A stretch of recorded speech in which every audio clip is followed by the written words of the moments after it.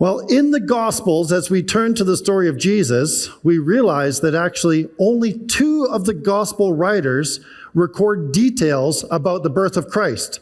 So pop quiz, what are the 2?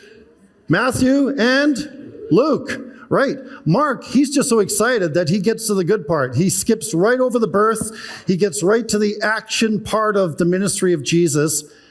And John does something completely different. I kind of like John. He just goes out on his own. He doesn't try and copy. He doesn't try and imitate. He does his own thing. And so we're going to read a short passage from John's gospel, because what John does for us is he peels back the curtains just a little bit, enough for us to see the behind the scenes action of what's really happening at the birth of Jesus. John isn't so concerned about the details of when and how. He's way more concerned with why. And I think we should be concerned with why. We love the details. We love little baby Jesus in the manger. But why? Why did Jesus come? And why does that matter to us as we gather here on Christmas Eve? And so I want to read a little bit from John chapter 1. But I'm going to read it from a translation called The Message. And just because sometimes we get so familiar with our normal translations of the Bible, sometimes it's nice to have a little bit of a different voice. So John chapter 1 and verse 1. The Word was first. The Word present to God, God present to the Word. The Word was God, in readiness for God from day one. Everything was created through him. Nothing, not one thing, came into being without him. What came into existence was life, and the life was light to live by.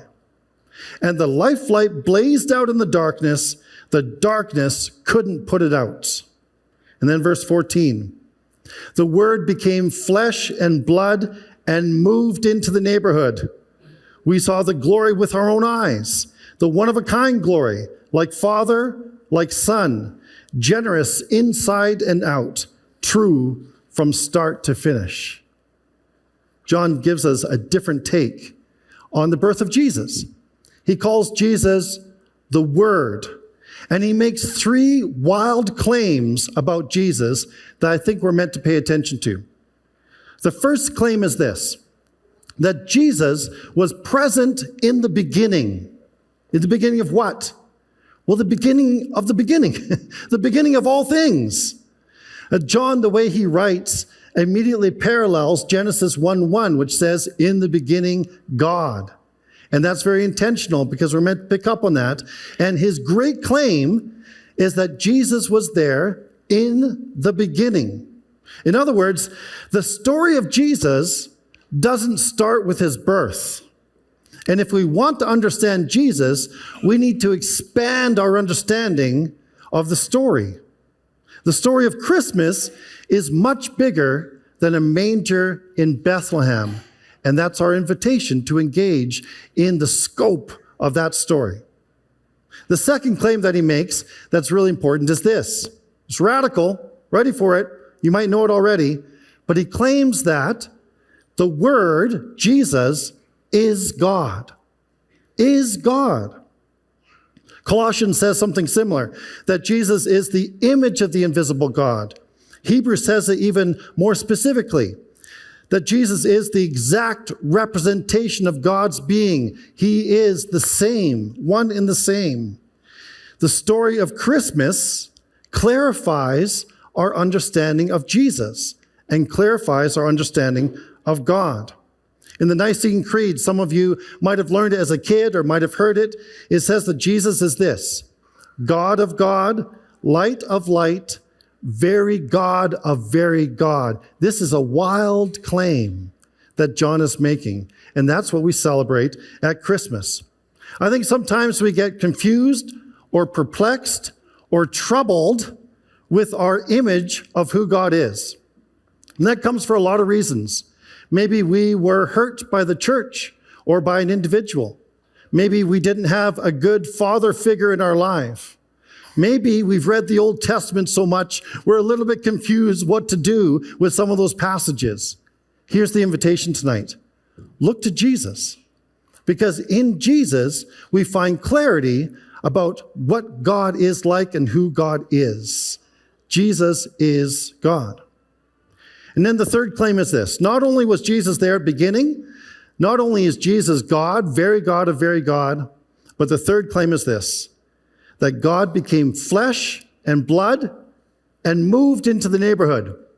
I love the way Eugene Peterson translates that. God moving into the neighborhood.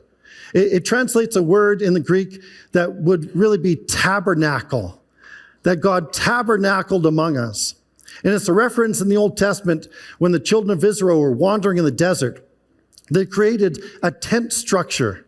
And that tent structure was a tabernacle that was meant to represent and actually be the presence of God among the community, among the people. So this is the wild claim that John is making, that Jesus is God in the flesh, moving among us, moving into the neighborhood, and that's the amazing story of Christmas. Years ago, when my wife and I were dating, again, I should have got permission before I shared this. It'll be fine, it's Christmas. When Christy and I were dating, I think for about a year and a bit, we saw each other every single day. It's amazing she didn't get sick of me then. But I was making good money, so she stuck by me, right? Never. We saw each other every single day. And then she decided to do something just crazy. She went away for 6 weeks to Zimbabwe. Like not even to Edmonton or something. It's like to Zimbabwe. She was gone. But she did an amazing thing. She actually bought and wrapped a gift for me for every day that she was gone. You just put, right? This is the hallmark moment right here, okay? For every day. And so you can bet that when I woke up in the morning, I was still framing, I was building houses. I'd wake up, have my porridge, read my Bible, open my gift. Actually, it was open the gift first, right? Because I was so excited. Not only did she do that, she actually took the time to write to me from Zimbabwe, somehow find postage and put it in the mail. I still have the letters to this day. Oh, yeah, thank you. You're tracking well tonight. That's amazing. I loved it. The gifts, the letters, all represent her love for me. But what I longed for more was what? Her presence. And so as soon as she came home from Zimbabwe, what did I do? I asked her to marry me. She said yes, by the way. It's a happy ending to the story. It's great to have all of these representations of love, but it doesn't replace the presence of someone we love, right? The Bible says it like this, that in the past, God spoke through his prophets, but in these last days, he has spoken clearly and finally through his Son. Jesus is God in the flesh, moving into our neighborhood, moving into our community, moving into our world to tell us that God does not love us from a distance. That's the message of Christmas. God does not love us from a distance. He is present to our realities. He's present to our pain. He's present to our sorrow. He's present to our confusion. He's also present to our joy. And he's present to our celebrations.